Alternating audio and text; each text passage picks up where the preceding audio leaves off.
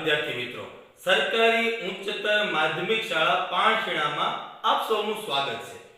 વિદ્યાર્થી મિત્રો, આજે જે પ્રશ્નની ચર્ચા કરવાની છે એ ખૂબ મહત્વનો છે.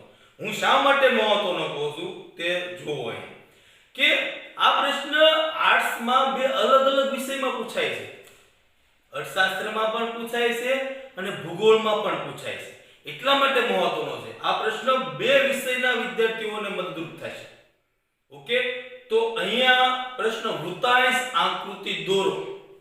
ઓકે, તો વૃત્તાંશ આકૃતિમાં આપણે વૃત્તાંશનો અર્થ સમજીએ, પછી વૃત્તાંશ આકૃતિનો અર્થ સમજીએ અને વૃત્તાંશ આકૃતિ કેવી રીતે દોરશું તે પણ આ પ્રશ્નમાં સમજવાનું છે. ઓકે, એટલે ધ્યાનથી જુઓ. સૌથી પહેલા આપણે વૃત્તાંશનો અર્થ સમજીએ. ઓકે, જો વૃત્તાંશ, તો વૃત્તાંશ બે શબ્દોનો બનેલો છે, વૃત્ત વત્તા અંશ. ઓકે, વૃત્ત એટલે વર્તુળ અને અંશ એટલે વિભાગ કે ભાગ. ઓકે, બે અલગ અલગ શબ્દ, બે અલગ. વૃત્ત વત્તા અંશ, તો વર્તુળ પ્લસ ભાગ. વૃત્ત એટલે વર્તુળ, અંશ એટલે ભાગ. ઓકે, તો વર્તુળનો ભાગ, અહીંયા સાદો અર્થ એવો થાય વર્તુળના વિભાગ. વૃત્તાંશનો સામાન્ય અર્થ. ઓકે, તો વર્તુળના વિભાગ શા માટે પાડવા અને કેવી રીતે પાડવા તે આ પ્રશ્નમાં સમજવાનું. એક એક્ઝામ્પલ નાનકડું અહીંયા સમજીએ કે એક વર્તુળ દોરીએ આપણે. ઓકે, આ વર્તુળના ભાગ જોજો. વૃત્ત એટલે વર્તુળના ભાગ, તો કેન્દ્રથી કેટલામો ભાગ, માનો કે આવી રીતે ભાગ પડ્યા તો વૃત્તાંશના બે ભાગ. તો વૃત્તાંશ ટોટલ 100% ગણવા. વૃત્તાંશના ટોટલ કેટલા ટકા ગણવા? 100%. વર્તુળ કેટલા ટકા? ટોટલ કેટલું છે? 100%. અને ટોટલ વર્તુળનો કેટલાનો ખૂણો બનશે? 360 નો. તો વર્તુળ ટોટલ 100%, તો કેટલાનો ખૂણો? 360 નો ખૂણો. એટલે જો આ સંપૂર્ણ વર્તુળ જે છે એ 360 નો ખૂણો બનાવશે. કેન્દ્રથી 360 નો ખૂણો બનાવે ટોટલ વર્તુળ, આપણને ખ્યાલ છે. અને ટોટલ વર્તુળ કેટલા ટકાવારીમાં હોય? 100% વાળીમાં. ઓકે, 100% છે. હવે અહીંયા બે ભાગલા પડ્યા મેં. કેટલા? 100% ના બે ભાગલા પડ્યા. તો અહીંથી આ ખૂણો કેટલાનો બનશે? 180 નો, કારણ કે 360 ભાગ્યા 2 કરો તો 180 નો ખૂણો બને. આ બાજુ પણ કેટલાનો ખૂણો બને? 180 નો. ઓકે, બે ભાગ પડ્યા. તો આ બાજુ કેટલા ટકા હશે? 50%. અને આ બાજુ કેટલા ટકા હશે? 50%. મિત્રો, આ પ્રશ્નમાં સમજવાનું થશે આપણે કે વર્તુળને અલગ અલગ ભાગમાં કેમ વહેંચવું, વર્તુળના ભાગ કેમ પાડવા. પ્રશ્નમાં આપણે આગળ પ્રશ્નની ચર્ચા કરવાની છે, વર્તુળ દોરવાનું છે, પણ પ્રશ્નમાં આપણે કેવી રીતે તેને દોરી શકીએ, પ્રશ્નમાં પ્રશ્નનો જવાબ કેવી રીતે મેળવી શકીએ તે આપણે આમાં સમજવાનું. ઓકે, તો અહીંયા આ વર્તુળના ભાગ પડ્યા. 25% કીધું હોત ને 25% તો ચાર ભાગ પાડે, સ્વાભાવિક છે. 25% કીધું હોત તો આ 25% વર્તુળ, આ 25%, આ 25%. પણ એક્ઝેક્ટ કોણ માપથી આપણે આ વર્તુળનો અંશ શોધવો પડે. કોણ માપકથી. ઓકે, કોણ માપકથી આ ખૂણા આપણે શોધવા પડે અને તે આપણે આગળ સમજવાનું છે. વૃત્તાંશનું સૂત્ર પણ આપણે સમજવાનું છે. ઓકે, તો સમજીએ આપણે વૃત્તાંશનું સૂત્ર. ઓકે વિદ્યાર્થી મિત્રો, આપણે હવે વૃત્તાંશ આકૃતિનો અર્થ સમજીએ. ઓકે, હવે જો કોઈ ચલની કુલ માહિતીના પેટા વિભાગો. કુલ માહિતી આપણને ખબર છે કેટલી હોય? 100% હોય. કુલ માહિતી 100%. ઓકે, અત્યારે આપણે આ ખાલી એક સમજૂતી માટે સમજીએ છીએ, પછી આપણે તેને એક રકમમાં મૂકીને રકમથી આપણે સમજીશું. પુસ્તકમાં થોડીક અટપટી, થોડીક લાંબી રીતે આપી, આપણે તેને સાવ શોર્ટકટમાં પણ સમજીશું. ઓકે, એને આપણે ધીમે ધીમે સમજવાનો પ્રયત્ન કરીએ. તો સમજીએ પહેલા આપણે કોઈ ચલની. હવે આપણે જેનું હમણાં ઉદાહરણ લીધું ખેતીના ઉત્પાદનનું ઉદાહરણ લીધું, તો ખેતીનો ચલ. ઓકે, ખેતીના ઉત્પાદનનો ચલ. ઓકે, ખેતીનો ચલ. કુલ માહિતી કેટલી છે? 100%. ના પેટા વિભાગો આપણી પાસે કેટલા હતા? 25%. 25%, 25%, 25%. ઓકે, જો 25% કોનું ઉત્પાદન હતું? મકાઈનું. 25% કોનું ઉત્પાદન હતું? ચોખાનું. 25% કોનું ઉત્પાદન હતું? ઘઉંનું. 25% કોનું ઉત્પાદન હતું? બાજરીનું. ઓકે, ઘઉં, બાજરી, ચોખા અને મકાઈ. ઓકે, આવી રીતે 25%, 25%, 25%, 25% નું ઉત્પાદન હતું. જો કુલ માહિતીના પેટા વિભાગો, હવે આને આપણે વર્તુળના અંશમાં દોરવા છે. ઓકે, તો વર્તુળના અંશ, વર્તુળનો ભાગ, વર્તુળનો અંશ એટલે વર્તુળનો ભાગ. કેટલા? વર્તુળના અંશના પ્રમાણમાં દર્શાવવામાં, વર્તુળને વિભાગોમાં દર્શાવવું છે. આખું વર્તુળ વર્તુળના ભાગ પાડવા છે. ઓકે, 100% ઈ સંપૂર્ણ વર્તુળ છે, પણ 25% એ કેટલું વર્તુળ થાય?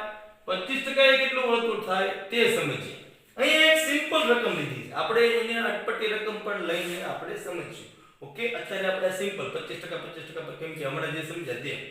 ઓકે, તો હવે આ 25% 100% 4 થયા એટલે 100%, પણ 100% કુલ છે 360 બરાબર 100 છે. તો 25% એ કેટલા અંશનો ખૂણો આવશે વર્તુળમાં તે સમજીએ. એની પહેલા પણ સમજ્યા અને અત્યારે પણ સમજીએ. તો તે રકમને આપણે વૃત્તાંશ શોધવાનું સૂત્ર છે.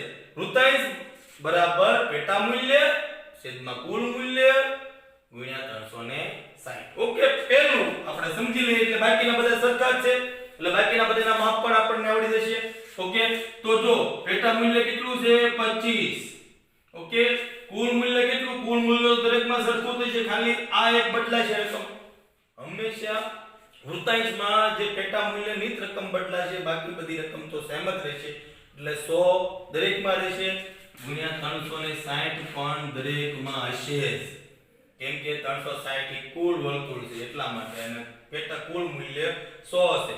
આ બંને દરેકમાં સેમ હશે, ખાલી આ બદલાશે. ઓકે, એટલે જો તમે હવે કે જો અહીંયા ઉડાડ્યું, અહીંયા 0 0 બરોબર, તો 25 ગુણ્યા 36 ભાગ્યા 10 એમ કરો તો પણ ચાલે. ઓકે, તો 25 ગુણ્યા તો 36 ભાગ્યા 360, તો અહીંયા આપણને 90 જવાબ મળશે. અહીંયા તમે સરવાળો ગુણાકાર કરીને ભાગ કરશો તો 90 અંશનો જવાબ મળશે. એટલે 90 અંશનો ખૂણો, આ માહિતીમાં વર્તુળનો 90 અંશનો ખૂણો લેવો પડશે. કેવી રીતે લેવો એ આપણે સમજીશું. પહેલા આપણે આ ખાલી આ અંશ વૃત્તાંશને 90 અંશનો ખૂણો આપણને મળ્યો કે ભાઈ 25%, જો 25% હોય તો 90 અંશનો ખૂણો લેવો પડે. એટલે અહીંયા તો દરેક 25% છે, તો દરેક માટે 90 અંશનો ખૂણો લેવો પડશે. ઓકે, તો તે પણ આપણે સમજીશું. હવે જો હજી આને આપણે ઈઝી રીતમાં સમજવાનો પ્રયત્ન કરીએ. અને હવે જો ઈઝી રીત કઈ છે? આવ સહેલી રીત. અહીંયા આપણને ખૂણો ગોતવાની સાવ સહેલી રીત, પરીક્ષામાં આપણો ટાઈમ બચાવે તેવી રીત, અને આપણે પરીક્ષામાં ખૂબ ઝડપથી લખવું પડે એટલે આપણો ટાઈમ બચે. તો જો હવે કોઈ પેટા મૂલ્ય આપણને મળે ને, તો માનો કે અહીંયા આપણું પેટા મૂલ્ય કેટલું હતું? 25. તો 25 ગુણ્યા 3.6 કરી નાખવાના. આપણને કેલ્ક્યુલેટર લઈ જવાની છૂટ છે પરીક્ષામાં, એક્ઝામમાં કેલ્ક્યુલેટર, સાદું કેલ્ક્યુલેટર આપણે લઈ જઈ શકીએ છીએ. ઓકે, તો એટલે આપણને ખબર છે 25 ગુણ્યા 3.6 કરો ને તો પણ 90 અંશનો ખૂણો મળશે. જે પેટા વિભાગ છે, જો તેનો વૃત્તાંશ શોધવો હોય તો જે પેટા વિભાગ છે તે પેટા વિભાગ ગુણ્યા 3.6. એટલે આપણને જો સૂત્ર માંગે તો સૂત્ર તો આપણે આ જ લખવાનું છે. ઓકે, જ્યારે સૂત્ર પરીક્ષામાં વૃત્તાંશનું સૂત્ર લખો તો આ જ લખવાનું છે, પેટા મૂલ્ય અપોન કુલ મૂલ્ય ગુણ્યા 360. ઓકે, પણ શોર્ટકટ રીત અહીંયા 3.6 કેવી રીતે લખ્યા તે સમજીએ. 3.6. ઓકે, તો જો હવે સહેજ અંતુ સૂત્રને આપણે ચેન્જ કરીએ. ઓકે, 25 ભાગ્યા 100 ગુણ્યા 360. તો અહીંયા આપણે આગળ વધીએ તો 25 ઓકે ગુણ્યા 360 ભાગ્યા 100 આવી રીતે પણ સૂત્રમાં લખી શકાય. ઓકે, તો અહીંયા જો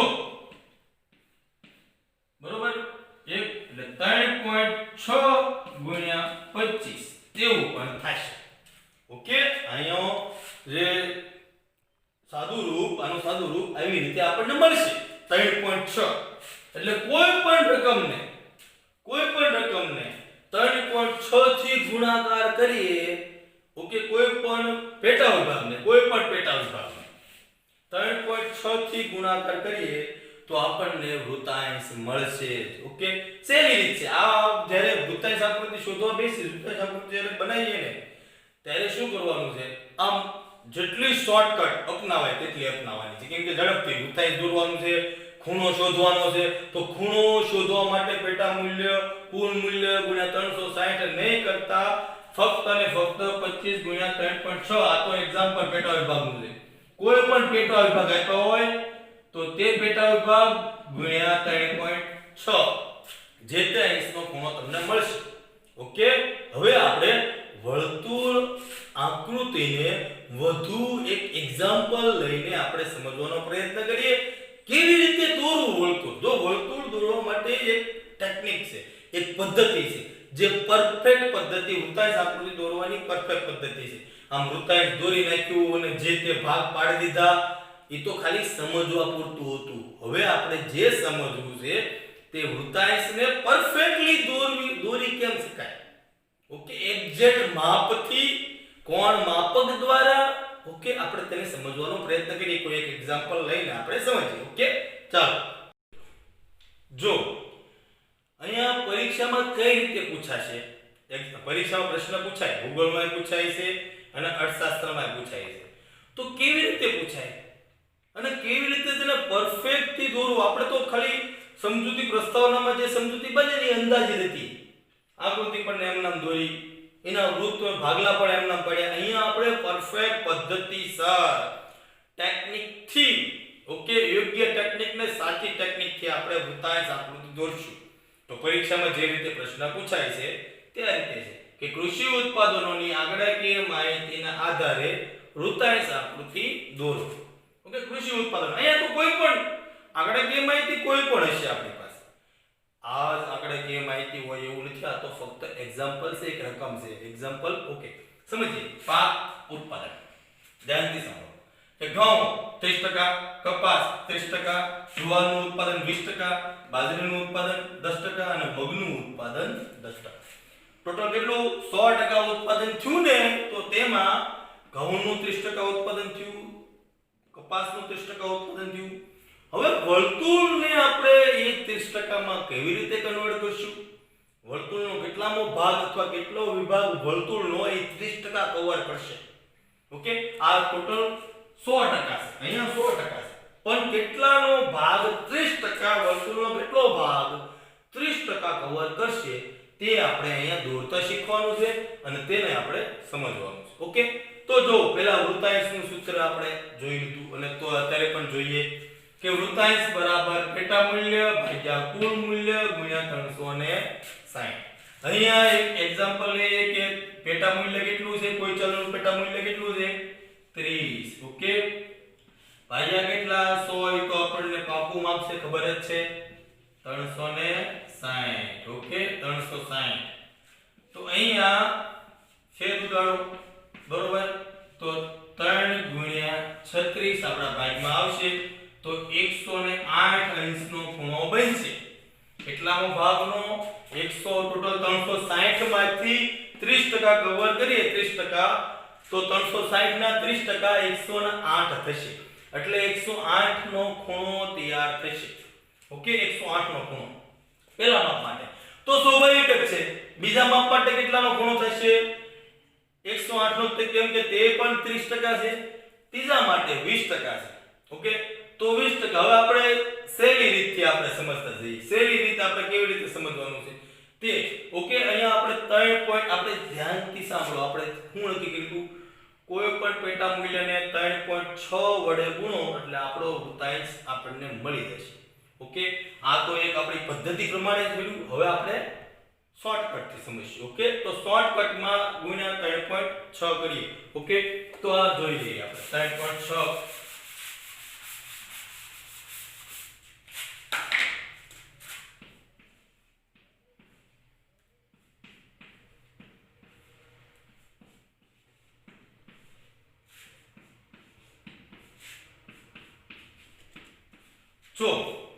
ઓકે, તો ગુણ્યા 3.6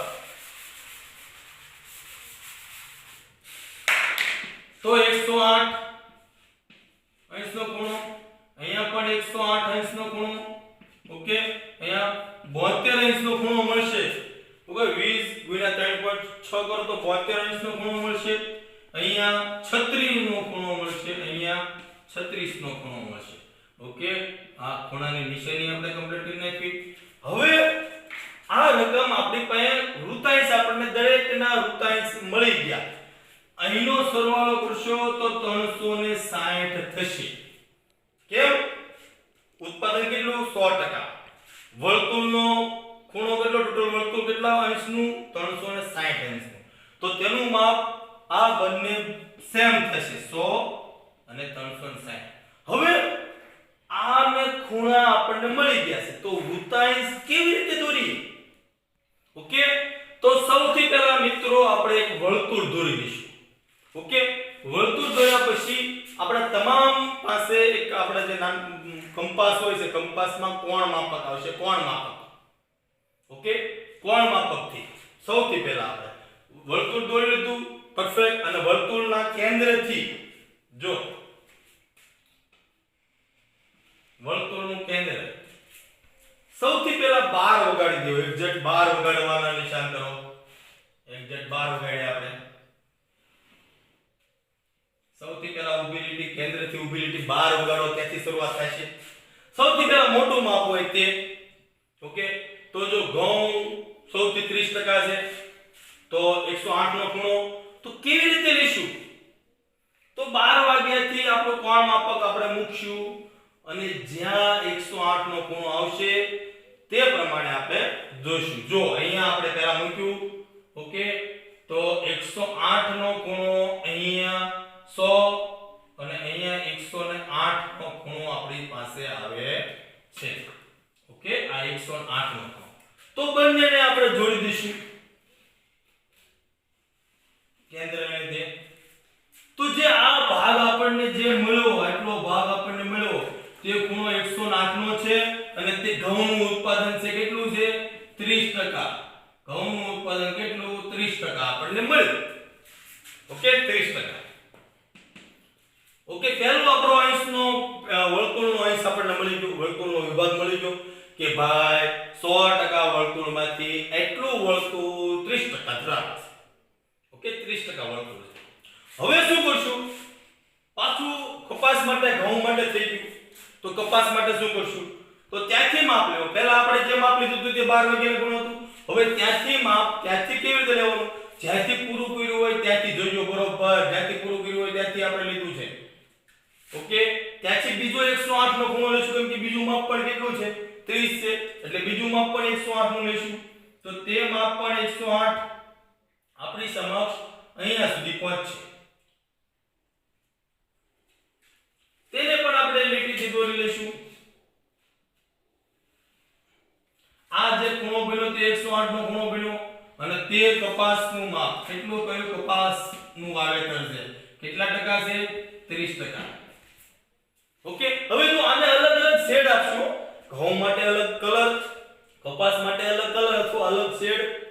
ઓકે, એટલે ખ્યાલ આવે કે આ ઘઉંનું ઉત્પાદન છે, આ કપાસનું ઉત્પાદન. હવે જો 72 અંશનો ખૂણો. ઓકે, ક્યાંથી શરૂ કર્યું? જોજો પાછું અહીંયા એક્ઝેક્ટ શરૂ કર્યું તો 72 અંશનો ખૂણો. અહીંયા 70 ને 72 આ જોડી દો. અહીંયા 72 અંશનો ખૂણો આપણે બનાવ્યો. ઓકે, આ જે ખૂણો બન્યો એ 72 અંશનો થયો અને તે છે જુવારનું વાવેતર 20%. કોનું વાવેતર? જુવારનું વાવેતર 20%. હવે 10% છે. તો પાછું આવી રીતે આપણે મૂકો. જોજો બરોબર હું કેવી રીતે મૂકતો ગયો છું તે. 36 નો ખૂણો અહીંયા છે. ઓકે, તેને એક લીટીથી દોરી લ્યો કેન્દ્ર સુધી, એટલે જે અંશનો ખૂણો મળશે. ઓકે, દોરી લીધો.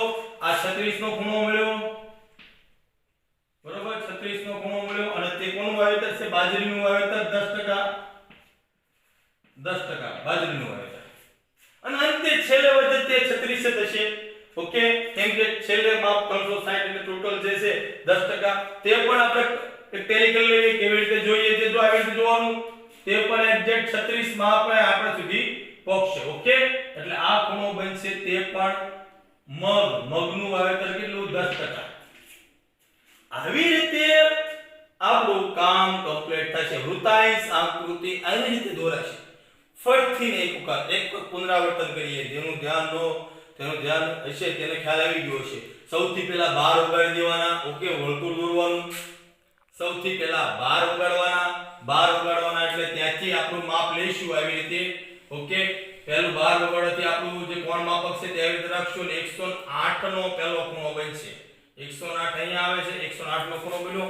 ત્યાંથી એક લીટી તાણી લઈશું, એક લીટી દોરી લઈશું અને તે લીટી એટલે તે ખૂણો બનશે ઈ વાવેતર 30%.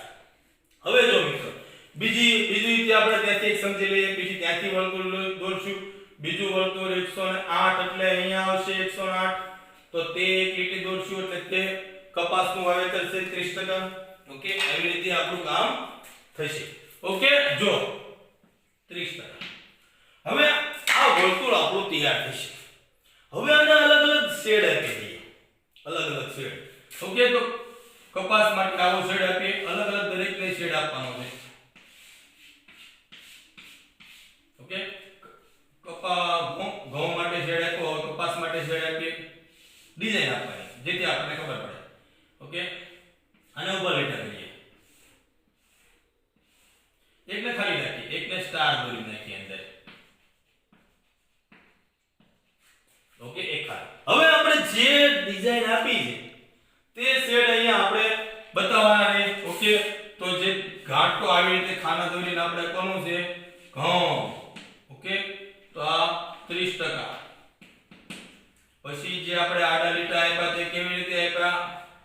ઓકે, તો કપાસ. ઓકે, પછી આપણે ઊભા લીટા તે આપ્યા. કોના માટે આપ્યા ઊભા લીટા? તો તે જુવાર માટે. પછી આ બાજુ ખાલી છે, ખાલી રાખ્યું તે બાજરી માટે. અને મગ માટે આપણે સ્ટાર દોર્યા છે તો મગ. ઓકે વિદ્યાર્થી મિત્રો, જો આવી રીતે આપણી જે વૃત્તાંશ આકૃતિ આવી રીતે દોરી શકાય છે. ઓકે, એકદમ જે પરફેક્ટ માપ સાથે આવી રીતે આકૃતિ દોરાય. પરીક્ષામાં પ્રશ્ન 5 ગુણમાં પૂછાય અને 3 ગુણમાં પૂછાય છે. ઓકે, હવે જો એટલું થઈ ગયું પછી વિશ્લેષણમાં 5 મુદ્દા લખવાના. 2.5 માર્ક્સ જે છે એ વૃત્તાંશ આકૃતિના છે અને 2.5 માર્ક્સ વિશ્લેષણના છે. 5 મુદ્દામાં સિમ્પલ છે કે ભાઈ કુલ વાવેતર કૃષિનો પહેલો મુદ્દો, કુલ કૃષિના વાવેતરમાંથી 30% વાવેતર ઘઉંના ઉત્પાદનનું છે. એટલે તેના માટે 108 અંશનો ખૂણો આપણને મળ્યો છે અને તે વૃત્તાંશ આકૃતિમાં દોરવામાં આવ્યો છે. આવી રીતે દરેકના જે મુદ્દાઓ છે વિશ્લેષણના તે લખવા જોઈએ કે સૌથી વધુ ઘઉંનું ઉત્પાદન થયું, ઘઉંનું અને કપાસનું બંનેનું ઉત્પાદન સરખું રહ્યું. ઓકે, પછી જુવારનું બીજા ક્રમે જુવારનું ઉત્પાદન આવ્યું. ઓકે, જે 20% ઉત્પાદન હતું. આવા અલગ મુદ્દાઓ આપણે બનાવતા જઈએ તો આપણું વિશ્લેષણ પણ તૈયાર થઈ જાય અને વિશ્લેષણ તૈયાર થાય એટલે આપણને 5 માંથી 5 ગુણ મળી જાય. ઓકે વિદ્યાર્થી મિત્રો, અહીં આપણે આ પ્રશ્ન કમ્પ્લીટ કર્યો. જય હિન્દ.